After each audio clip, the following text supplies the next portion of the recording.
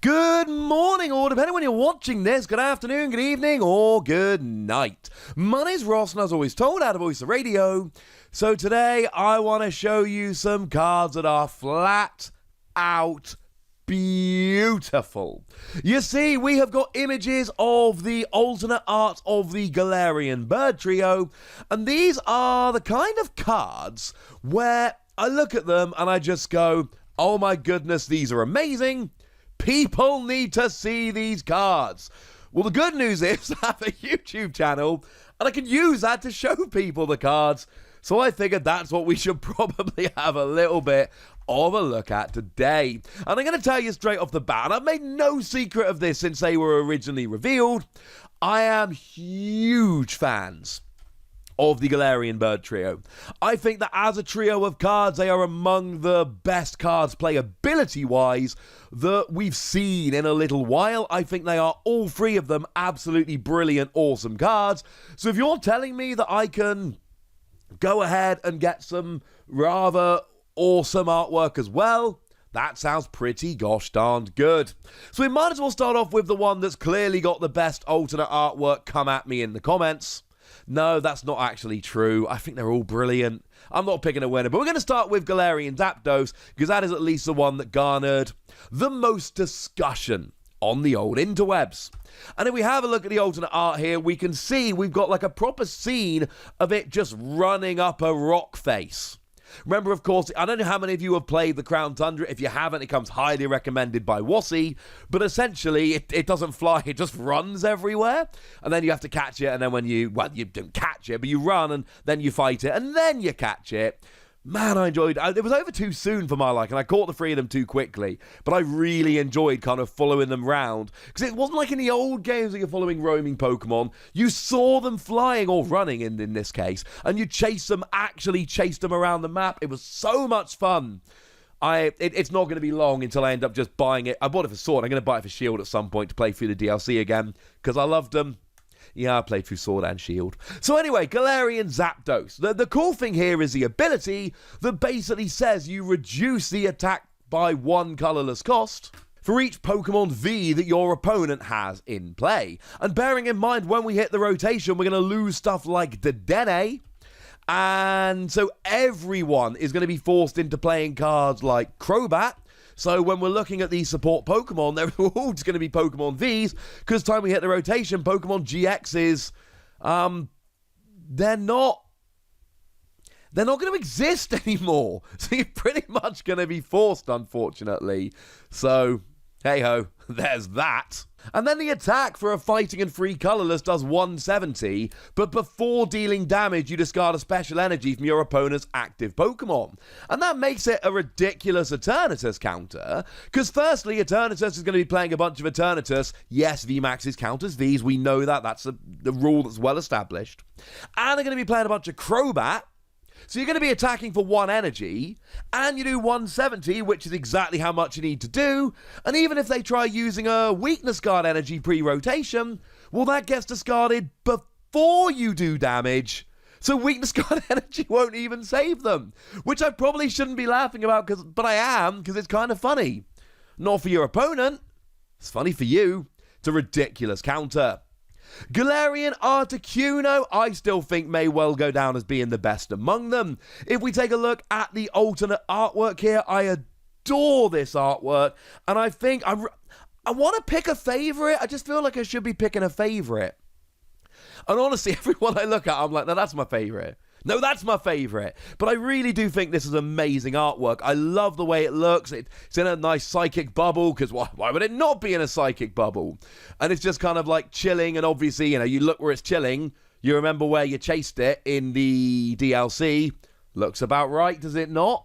So that's kind of amazing. And I adore the ability on Galarian Articuno here. The ability on Galarian Articuno says that once during your turn, you may discard 2 cards from your hand and then draw a card. And yes, I know this gives you a hand disadvantage. I know that you're dropping 2 cards and then drawing 1 card, but there are so many decks that are really, really going to want to have cards discarded. Think fire decks wanting to get fire energy in the discard so they can get it back with Fire Crystal. That seems kind of relevant. Think things like Mad Party with that attack that does 20 damage for each Mad Party Pokemon in your discard pile. And yeah, I know Mad Party's not really playable anymore, sorry. But all of these, and there's going to be many, many more of them as we go along. But even if we go away from decks like that, we've got stuff like Kricketune. Kricketune is going to be a card that sees a lot of play, post-rotation at least as far as I'm concerned. And it lets you draw, so you've got 3 cards in your hand. If it's active, you draw till you've got 4 cards in your hand. So you combine the pair of these, and what you essentially get is you discard 2 cards with Articuno, you draw 1, but you're also emptying out your hand, which is going to mean that you actually get to draw more cards when you go and use Kricketune, which is brilliant. So yeah, as far as I'm concerned, there are multiple reasons why Galarian Articuno is going to end up being a really good, widely played card. And we will get these artworks in English, incidentally, and when we do, I don't know, the Galarian Birds are pretty popular. These artworks are stunning. The cards are playable. These seem like the kind of cards that I think we should maybe try and get sooner rather than later. I could see these ones spiking. I'm not guaranteeing, but I could see it happening. Now, the final one among them is Galarian Moltres. And again, the artwork is just stunning. It looks like the kind of thing that should be painted on a tapestry that's hundreds of years old. It looks like it should be threaded or like painted, but painted by an absolute master. I love it. Although, to be clear, I'm not taking anything away from the artist. I'm giving you my impression of the picture. It is beautifully drawn on the card. It just strikes me as the kind of thing that we usually see as a proper old school painting or tapestry. I adore it. As for the card, I like this too. Now, the irony is, this is actually brilliant in an Eternatus deck, bearing in mind I've told you that Eternatus isn't really going to be playable moving forward, which is obviously very sad. It's got a ridiculous ability that just lets you attach a darkness energy from your discard pile to it. And the attack isn't particularly good. It's fine. It's all right. It's not particularly good. But my theory with Galarian Moltres is, why do you have to keep the energy on Galarian Moltres? Because essentially, if you've got one Galarian Moltres on your bench, then playing an energy switch gets that darkness energy onto any Pokemon. Essentially, once per turn, you just put an energy on Galarian Moltres, and maybe at some point it actually does become a nice little backup attacker. But every time you draw an energy switch, and this is limited to once per turn, no matter how many Galarian Moltres you've got. But every time you draw an energy switch, you just switch that energy. Switch it over to a different Pokemon, why not? So any darkness deck and any deck that can use colorless energy is gonna have an absolute field day with this. So you know what? Yeah. That sounds pretty good to me. Obviously, it would be great in Eternatus, because Eternatus needs 2 energy, and this would be a phenomenal way to get the second energy, and all I can say is, I'm sorry. Clearly, it would be better if you could use it, and you can, don't get me wrong, but the issue with Eternatus is that anyone that's playing fighting energy, or even something like Aurora energy, which can counters fighting energy, could just put Galarian Zapdos into their deck, and for a single energy, get a one-hit KO on a free prize VMAX. And it's just, you can't do that. Again, if nobody plays Galarian Zapdos, fine. But the problem is, against any deck of a bunch of Pokemon V, Galarian Zapdos actually becomes a pretty nice attacker. So I unfortunately do think it is going to end up seeing a bunch of play. And I do think Eternatus is over. But I don't think that this Moltres is just for Eternatus. I think it's a really good card generally that can accelerate energy, and I'm kind of a fan. But check out these 3 artworks side by side.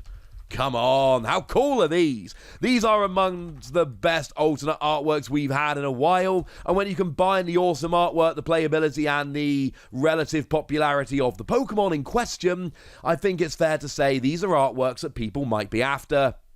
But I'd like to know what you think, and I'd like to know if you're after them. So let me know in the comment section, would ya? Go nuts! Be nice. And then make sure you like this video, subscribe to this channel, follow me on Twitter at TheWasi, and Twitch for some live action at twitch.tv/PTCG Radio. If you want to support the channel, get some bonus podcasts and all that good stuff, head on over to patreon.com/PTCG Radio, where you can do exactly that. But by far the most important thing, as always, look after yourselves till next time, would ya? Thank you very much for watching. My name's Ross, and you've been watching PTCG Radio.